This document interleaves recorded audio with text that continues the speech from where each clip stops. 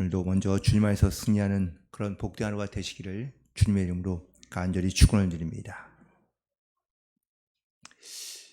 다윗은 어떻게 보면 우리 가운데 좀 많은 영적인 도전을 주는 그런 믿음의 사람입니다.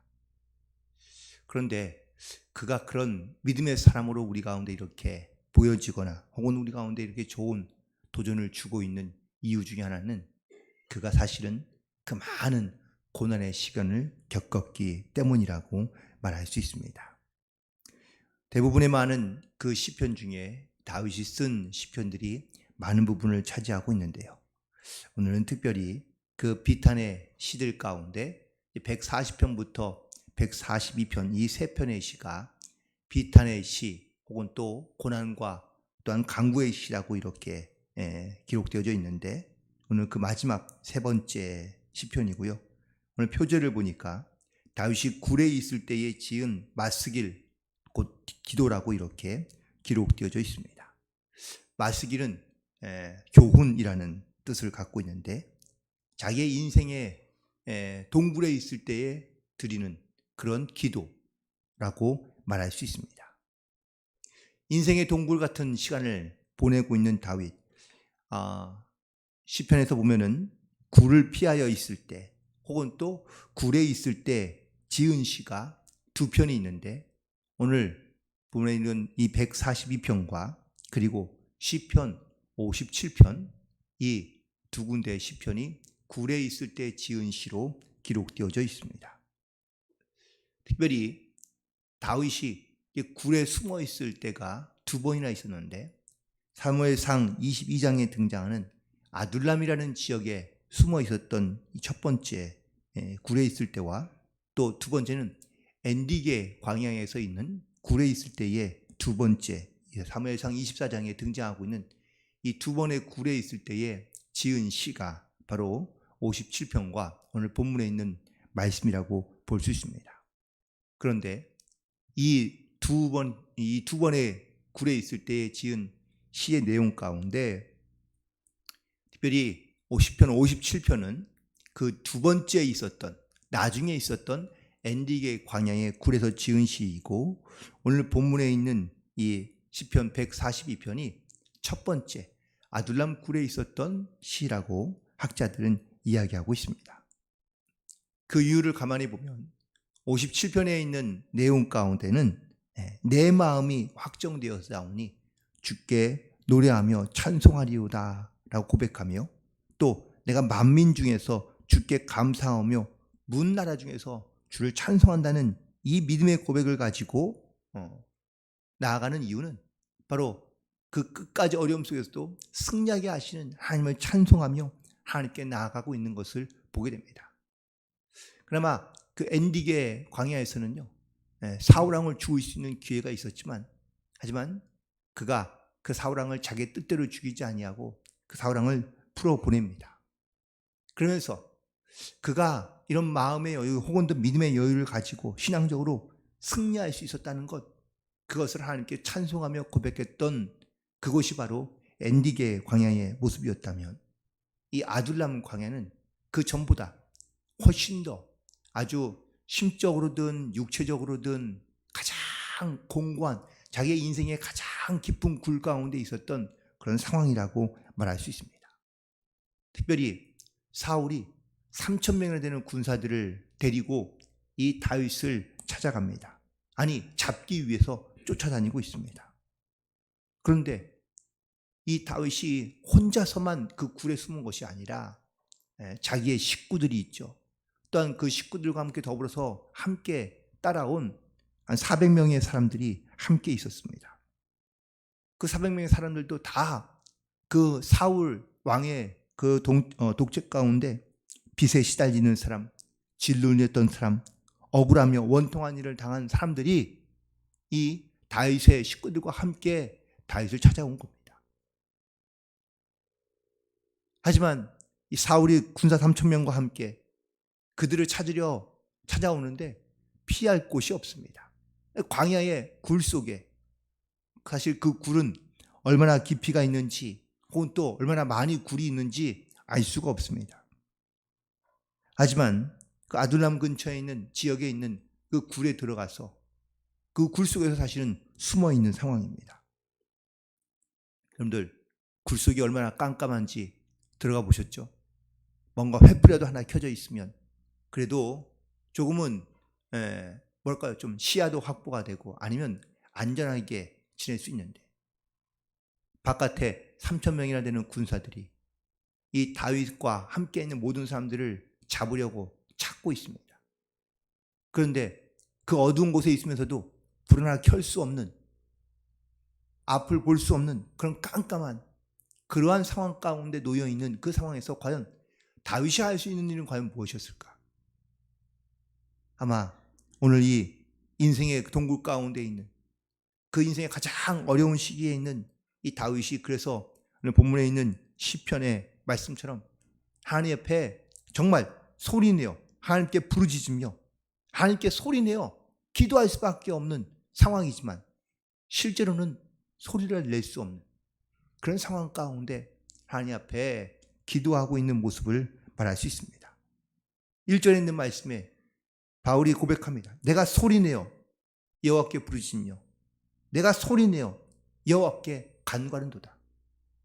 사실 그는 고백은 이렇게 하고 있지만 실제로 그 아둘람 굴에 있을 때에는요, 소리내어 기도할 수 없는 상황입니다. 마음으로는 정말 큰 소리로 하나님께 부르짖으며 기도하고 싶고 하나님께 소리내어 간구하고 싶은 그런 기도하고 싶은 마음이 너무나도 간절하지만 지금 그의 상황은 혹은 또 그의 모습은 도저히 소리를 낼 수 없는 상황, 아니 숨소리조차도 사실은 내기가 어려운 그런 상황 가운데 있는 것을 보게 됩니다. 가끔 정말 울부짖어 기도하고 싶은데, 하나님께 정말로 소리내어 기도하고 싶은데 그 소리내어 기도할 수 없는, 그런 또한 기도하지 못한다면 우리의 마음이 얼마나 답답하고 또한 심지어는 그런 마음 가운데 사실 상처로 남아있는 경우도 분명히 있습니다. 2절에 보니까 나의 원통함을 그 앞에 토로하며 내 우환을 그 앞에 진술하고 싶은 이런 애통하는 마음, 이런 간절한 마음이 사실 다윗에게 있습니다. 토로한다는 것은 다 쏟아낸다라는 그런 의미이지 않습니까? 예전에, 지금은 개역 개정이고요, 그 전에 개역 한글판에는 여기에 토로하다가 아니고 토하다라고 이렇게 되어져 있습니다. 아마 그 표현이 저는 훨씬 더 우리에게 다가오는 표현이지 않을까. 고통과 고난 가운데 있는 이 다윗의 모습은, 이 원래는 이 우한이라는 뜻은 바로 해산할 때의 고통을 의미한다고 그럽니다. 여인이 해산할 때의 고통, 그 첫 번째 해산할 때의 고통을 과연 뭘로 표현하며 그것도 어떻게 말할 수 있을지, 사실 저는 그 느낌을 알 수 없으니 이 고통이 어떤 고통인지는 사실 정확하게 표현하기는 어렵지만 다윗은 이처럼 사람이 갖고 있는 모든 고통 중에서 가장 큰 고통이라는 이 출산의 고통에 대하여 자기가 지금 겪고 있는 그 고통이 그런 고통과 똑같다라고 고백하고 있습니다.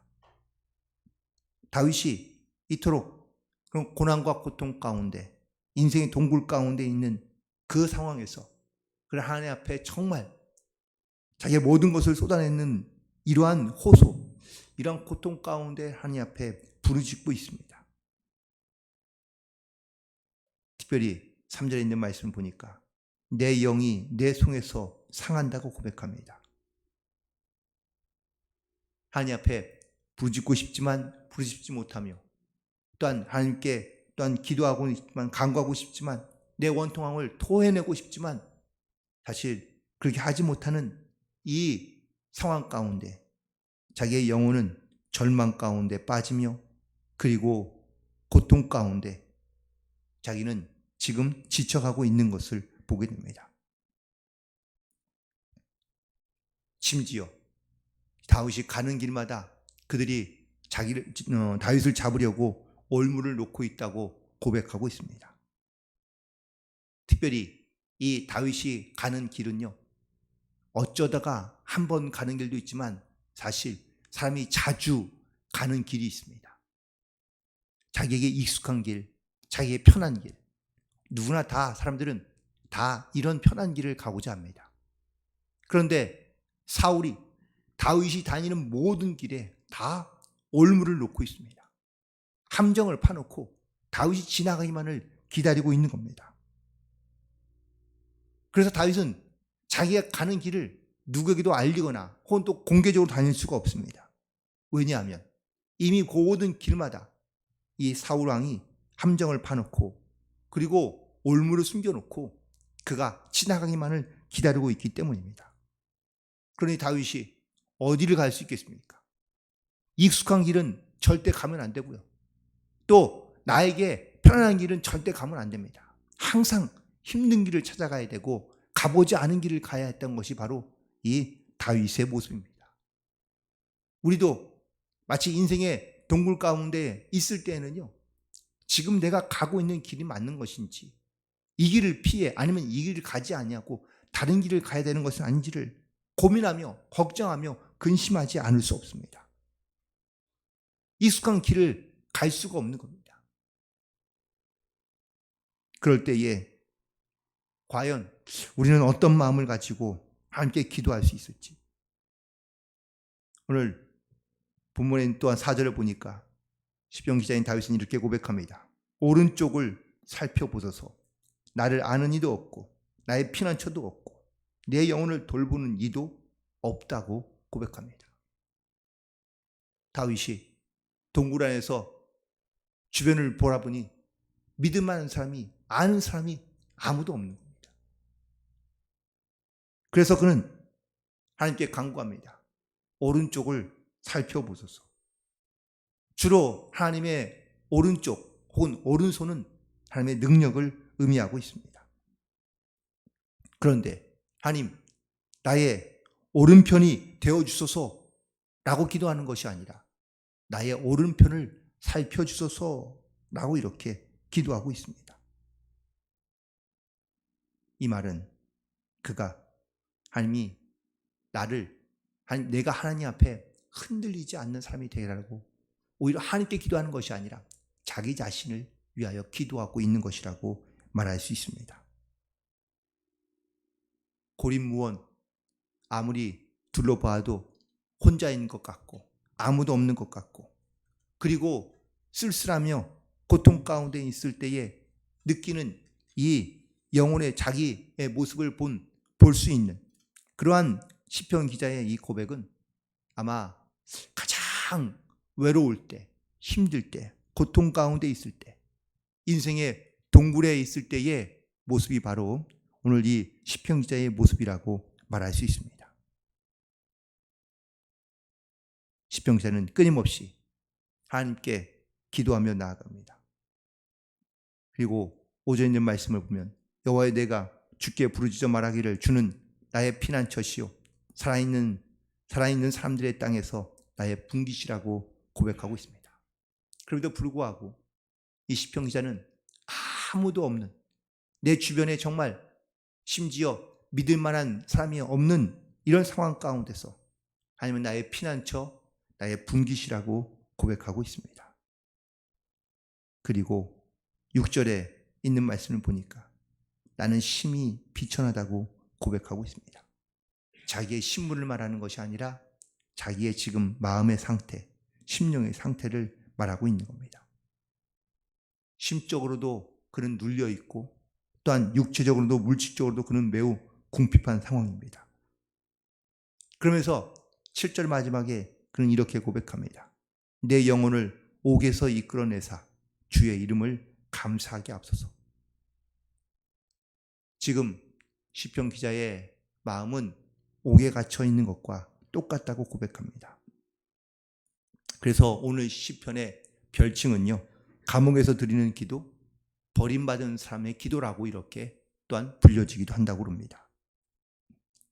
다윗이 이처럼 인생의 동굴 가운데 있던 그런 시기에 가장 힘들고 어려웠던 그 시기에 시편 기자는 끊임없이 하나님 앞에 기도하고 있는 것을 보게 됩니다.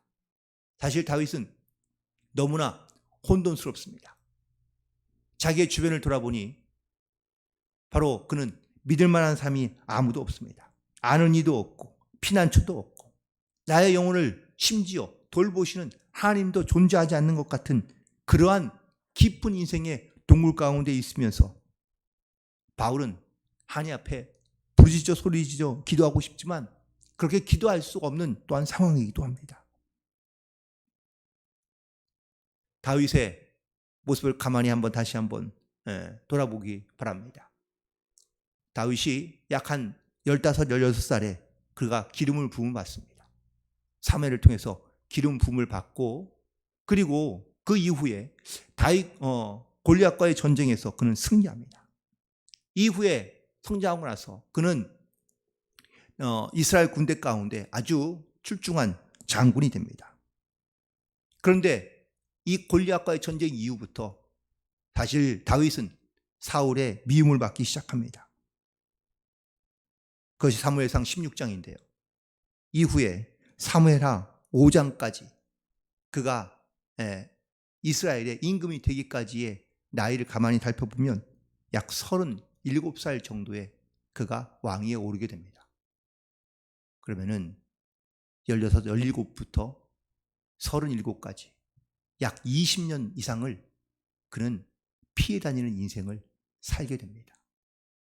20년 동안 사울의 이 미움으로부터 또는 죽임으로부터 항상 피해 다니며 도망 다녀야 했던 다윗 20년의 그 세월 동안 그가 사실 인생의 동굴을 몇 번이나 맞이했는지는 우리는 알 수 없습니다. 하지만 말로 헤아릴 수 없는 또 그의 고난과 고통을 사실은 우리는 말씀으로 보긴 했지만 실제로 그런 상황이 된다면 과연 이런 믿음, 이런 고백을 가지고 살아갈 수 있는 삶이 과연 얼마나 있을까라는 것을 다시 한번 깨닫게 됩니다. 다윗도 좀 인간적인 마음으로 그가 이스라엘의 임금이 되고자 했다면 충분히 빨리 될 수 있습니다. 그가 동굴에서 사울왕을 만났을 때 자기가 죽을 기회가 이 사울왕을 죽일 기회가 2번이나 있지 않았습니까? 만약에 다윗이 그 사울왕을 미워하고 또한 그를 정말 쉽게 죽일 수 있는 기회를 하나님께서 주셨다고 믿고 그리고 사울왕을 죽였다면 과연 우리가 알고 있는 다윗 또 믿음의 사람인 다윗의 모습을 과연 우리가 만날 수 있었을까? 수많은 인생의 동굴 같은 시간을 보내면서 그가 하나님 앞에 이렇게 간절하게 기도했던 그 기도문 우리가 지금 함께 보고 있는 이 내용을 우리가 과연 읽고 혹은 또 보면서 들으면서 과연 역시 다윗이구나 라고 이렇게 말할 만한 그러한 믿음의 사람으로 우리가 과연 기억될 수 있을까? 사람 다윗, 인간 다윗 혹은 위대한 왕이었던 그런 임금 다윗은 우리가 성경에서 볼 수 있을지 모르지만 이렇게 정말 믿음으로 인내하며 또한 하나님을 의지하며 살았던 이런 다윗의 모습을 과연 우리가 만날 수 있었을까? 라는 것을 다시 한번 깨닫게 됩니다. 분명 우리에게도 인생의 동굴 같은 시간들이 분명히 있습니다. 어려웠던 시간들이 분명히 있을 수 있지만 그걸 잘 인내하며 이 다윗처럼 하나님을 의지함으로 바라봄으로 하나님 앞에 내 인생의 문제를 맡기며 믿음으로 순종하며 나아간다면 반드시 우리의 삶을 변화시켜 우뚝 세워 하나님의 뜻 가운데 쓰임받는 인생을 살아가게 될 줄로 믿습니다. 내 인생에서 하나님 앞에 드리는 그 기도가 나를 더 영적으로 혹은 신앙적으로 믿음적으로 강하고 담대하게 만들며 견고하게 만들고 그리고 어떠한 상황에도 흔들리지 않는 그런 믿음을 가지고 살아가는 것이 물론 쉽지는 않지만 우리가 하나님 앞에 우리 가운데 드려지는 기도가 쉬운 기도 혹은 또 너무나도 좀 내 인생 가운데 아무런 고난 없이 부르짖는 그런 기도가 아니라 하나님께서 분명히 내 인생 가운데 어려움이 있다면 그 고난을 통하여 우리를 더욱더 하나님의 소망이 무엇인지, 하나님의 뜻이 무엇인지를 우리 가운데 깨닫게 하시고, 그리고 우리의 그 믿음의 간구와 고백을 통하여 하나님께서 반드시 다음 세대나 후대 가운데 그 믿음의 증거들을 사용하게 하시는 하나님의 분명한 뜻이 있다는 사실을 다시 한번 깨닫고, 다시 한번 믿음의 사람으로, 그리고 하나님의 사람으로 성숙하여 하나님의 영광을 위하여 나아가는 그런 귀한 성도들이 되시기를 주님의 이름으로 간절히 축원을 드립니다. 기도하시겠습니다. 아버지 하나님, 오늘도 우리를 주님께서 이전에 불러주시고 인도하여 주심을 진심으로 감사합니다. 주여, 살아가면서 인생의 동물 같은 시간들을 만날 때가 분명히 있습니다. 내 주변을 돌아봐도 아무도 없는 것 같고, 나를 돕는 자나 나를 아는 자나 나를 보는 자가 아무도 없는 것 같은 그런 인생의 동굴을 경험하는 그러한 시간들이 분명히 있지만, 하나님께서 반드시 우리의 기도를 들으시며 응답하시고 역사하시고, 또한 이 환난을 통하여 인내하며, 또한 인내를 통하여 우리 가운데 귀한 믿음의 소망을 갖게 하시는 하나님의 귀한 은혜를 깨달아 알게 하시며, 그리고 믿음으로 승리하며 나아갈 수 있는, 더욱더 믿음의 성숙함으로 나아갈 수 있는 모든 성도들 될 수 있도록 도우시고 인도하여 주옵소서. 오늘도 하나님께 허락하신 이 귀하고 복된 하루를 주께 맡기며 의지함으로 나아갑니다. 오히려 인생의 동물 같은 시간에서 기도함으로, 하나님을 의지함으로, 하나님을 신뢰함으로 하나님의 뜻을 믿음으로 고백하며, 또한 하나님의 영광을 나타내며 나아가는 모든 성도들 될 수 있도록 도우시고 역사하여 주옵시고, 올 한 해 우리의 인생이 변화되며 하나님의 뜻 가운데 살아가는 복된 성도들 될 수 있도록 성령 하나님 도우시고 역사하여 주옵소서. 주님께 모든 영광 올려드리오며 예수님의 이름으로 기도드리옵나이다. 아멘. 아멘.